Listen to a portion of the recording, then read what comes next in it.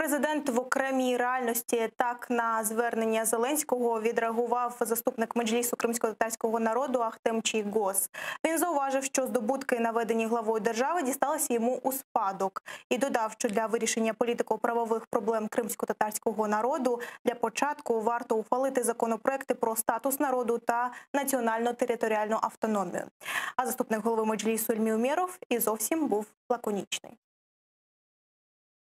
Нічого не казати про вирішення політико-правових питань корінного кримсько-татарського народу на своїй батьківщині, які б посилили позиції України перед ворогом Росією. Це, здається, вже стійка позиція президента і його команди в питанні прийняття законопроєктів, запропонованих Меджлісом кримсько-татарського народу.